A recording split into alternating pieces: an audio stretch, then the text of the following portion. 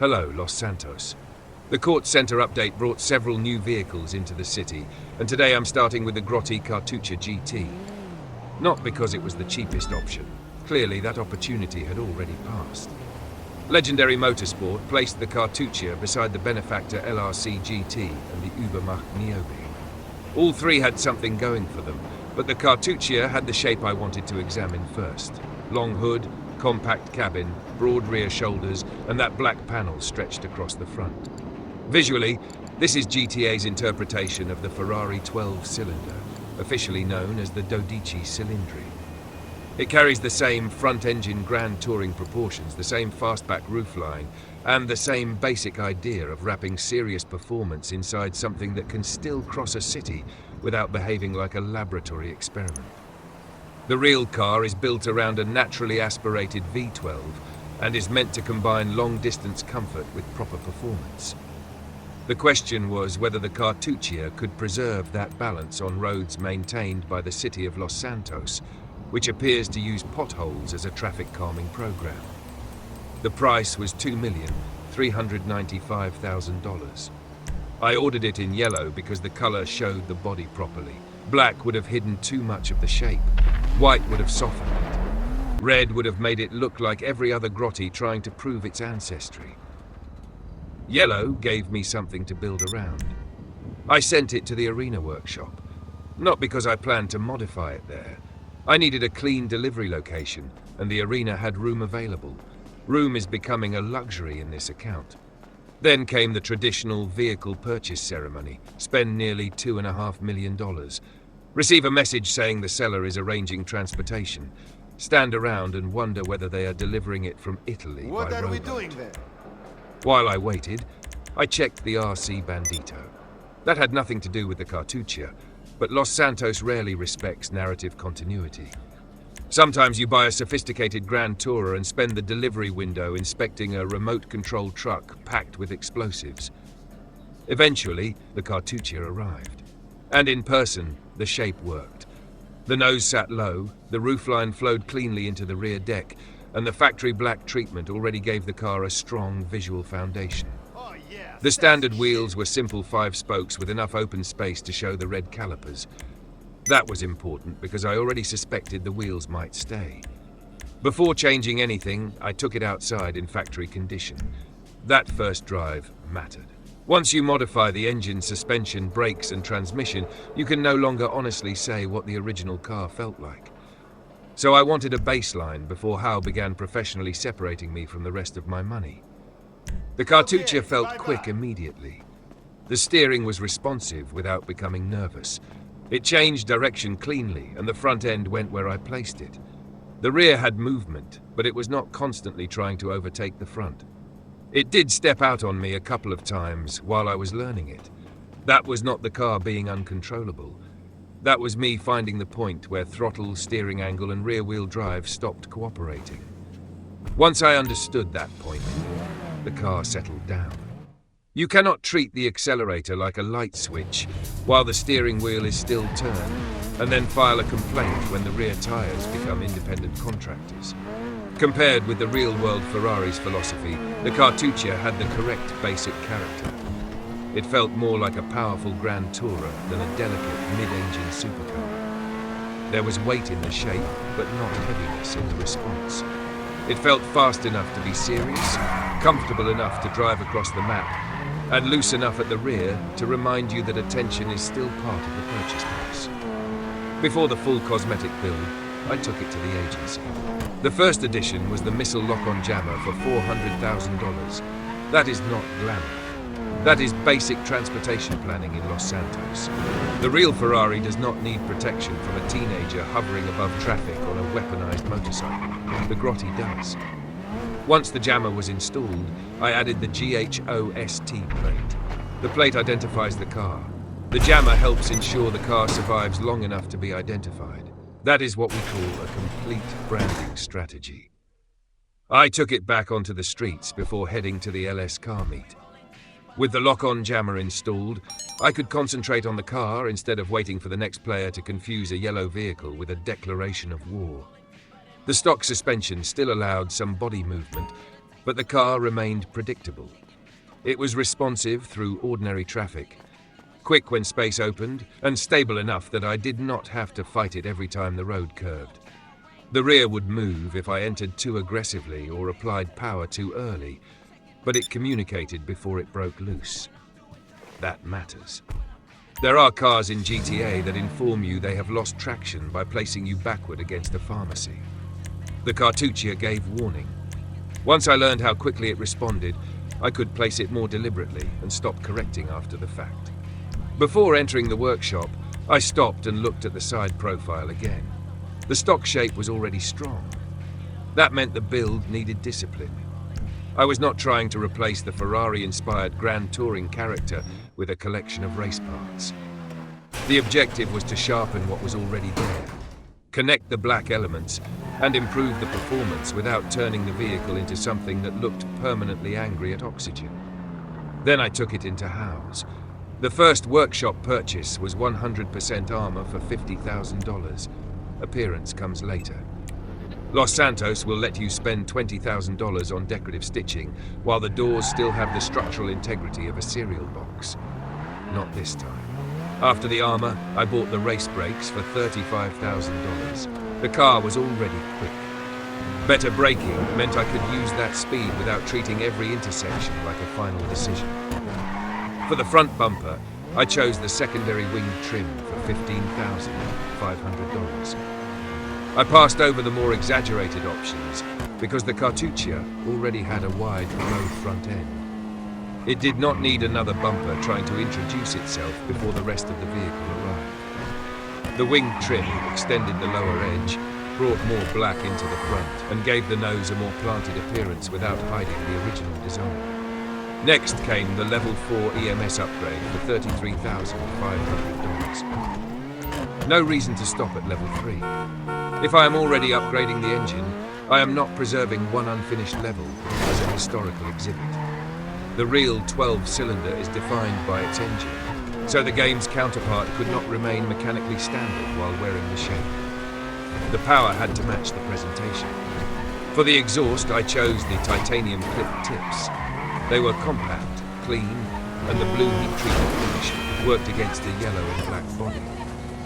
I avoided the more elaborate exhaust designs because the rear already had enough visual detail. Exhaust pipes should complete the rear of the car. They should not look like the car had begun assembling plumbing infrastructure. For the front fenders, I selected the plastic race fender for $4,350. That choice changed the side more than the price suggested. The three black vertical openings behind the front wheel gave the side profile some rhythm and connected the front bumper to the lower body. The standard fender was clean, but too quiet once the front trim had been changed. These vents made the car look more deliberate without pretending it required 6 square feet of aerodynamic extraction to travel to the casino. At the rear, I selected the secondary trim race bumper for $15,300. The factory rear was smooth, but the upgraded front needed an equivalent finish at the back. The race bumper added a deeper diffuser structure and more black around the lower body. That balanced the car. Once the front becomes aggressive, leaving the rear completely stock makes the vehicle look as though two different people modified it without speaking. For the grille, I chose the plastic vented grille. The black finish continued the secondary color pattern and gave the front more texture. It was a small choice, but small choices decide whether a build looks intentional or merely expensive. Los Santos has no shortage of expensive accidents. The hood required more time because several options changed the character of the car completely. Some were too smooth. Some were too aggressive. Some looked as though the engine had filed for emergency ventilation. I chose the airflow hood. It gave the center of the hood a controlled opening and worked with the fender vents without overwhelming the long front section. That mattered because the Cartuccia's long hood is one of its strongest connections to the real Ferrari. I wanted to preserve that length. A hood covered in vents would have broken the surface into too many pieces. The airflow design added function visually while allowing the original body line to remain even. For the headlights, I bought the white lights for $20,000. Not blue, not green, not yellow, white. The car already had a strong color. The lights did not need a separate career. The cooler white beam sharpened the black front mask and looked cleaner against the yellow paint. Then came the livery. I considered the available racing designs, but this was not supposed to look like a vehicle awaiting sponsorship from 12 fictional energy drink companies. I chose the single black stripe for $19,380. One stripe was enough. It began at the front, moved through the hood and roof, and continued across the rear. It connected the black grille, roof, rear deck, diffuser, and wing into a single visual line. Without that stripe, the black elements could have looked like separate accessories. With it, they became the structure of the build. Two stripes would have made the car louder. One stripe made it more precise. I kept the yellow primary color and added an ice white pearlescent for $2,430. The ice white layer brightened the upper surfaces and gave the yellow more movement under different lighting. In the workshop, it appeared warm and saturated. Outside in daylight, the highlights became cooler and sharper. That helped the body retain detail instead of becoming one flat yellow object traveling at irresponsible speed. Inside, I chose bluish silver trim for $400. The cabin did not need red, yellow, and black fighting over jurisdiction. Bluish silver kept the interior clean and modern, and it worked with the cooler exterior highlights without competing with them. The inside should support the vehicle. It should not feel like someone customized a separate car and accidentally installed it inside this one. For the roof, I chose the primary ridged roof for $1,950. The body-colored ridges gave the upper section more structure while preserving the black center path created by the stripe. I passed over the roof scoops. This is a Grand Tourer, not a vacuum attachment. The ridged roof strengthened the shape from above and helped the stripe remain integrated rather than looking painted onto a featureless panel. For the side skirts, I selected the badged wing skirts for $15,000. The front bumper had already lowered the nose visually, and the rear diffuser had added weight to the back. The side needed a connecting line between them. These skirts extended the black lower trim from front to rear and made the body appear lower even before the suspension was changed.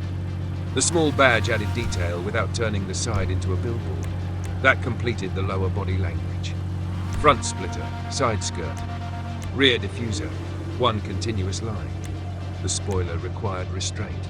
Howe offered several wings, some of which looked capable of providing shade to a small family. I chose the touring wing for $10,000. The real 12-cylinder keeps its rear design comparatively clean and relies heavily on integrated aerodynamic management rather than a permanently raised race wing. The Cartuccia does not reproduce that system exactly, so I wanted a wing that acknowledged the Grand Touring shape rather than burying it.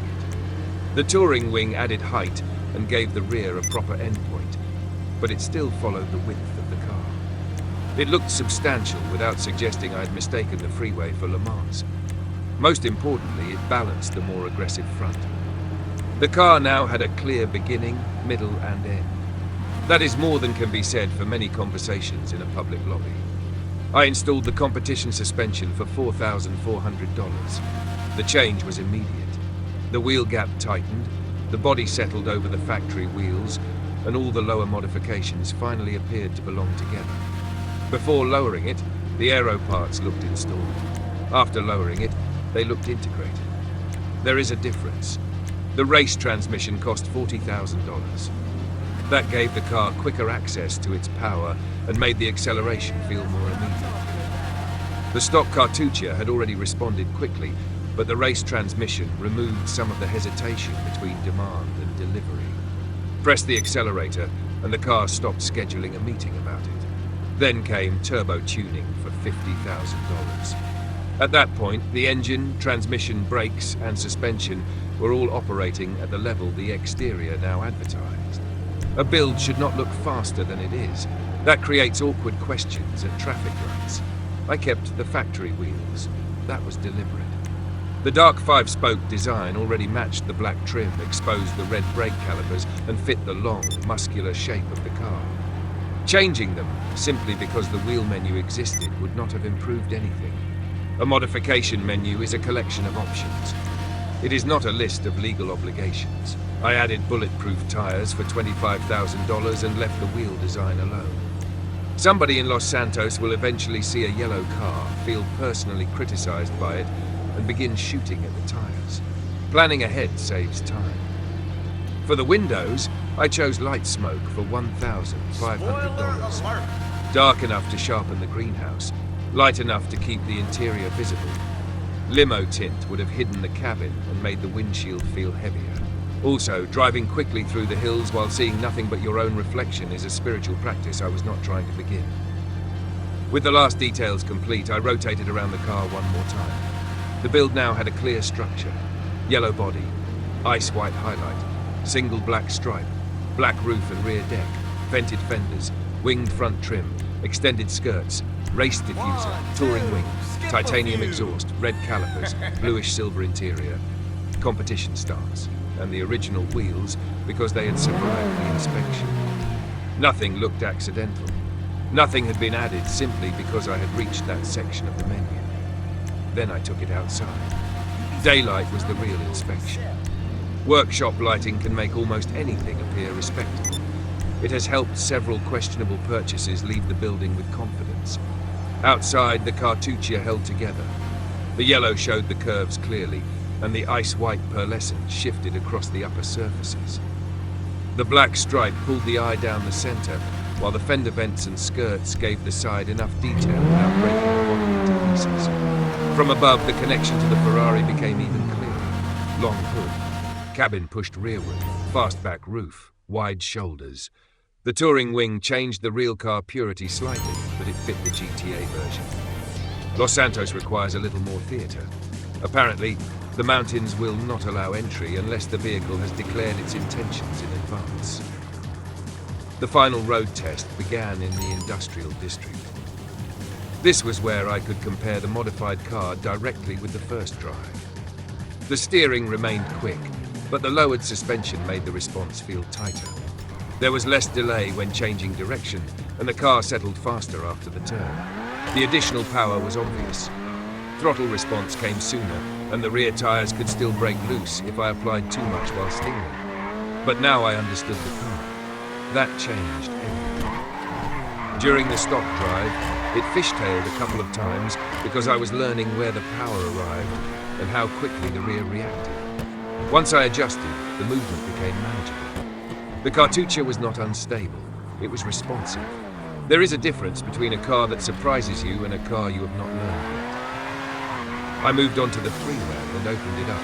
The acceleration was strong and the car gathered speed without feeling as though the front end was becoming light. It tracked cleanly through the lanes and changed direction quickly when traffic created the usual Los Santos emergency geometry. A delivery truck in one lane, a sedan changing lanes without purpose, a civilian stopping in open traffic to reconsider his entire life. The Cartuccia handled all of it. At higher speed, the grand touring character became clearer. This was not a tiny, nervous supercar that demanded constant correction. It had enough stability to cover distance comfortably, but enough response to move immediately when space appeared. That is where the comparison with the Ferrari made the most sense. The shape suggests a car built to cross long distances quickly, rather than spend its entire existence circling a racetrack. The Cartuccia felt the same way. Fast on the freeway, stable through open sections, responsive when traffic required a decision.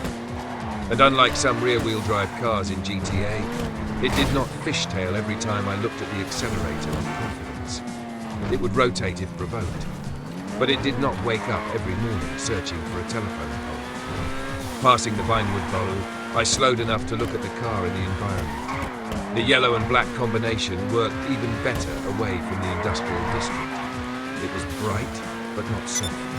Aggressive, but not cartoonish.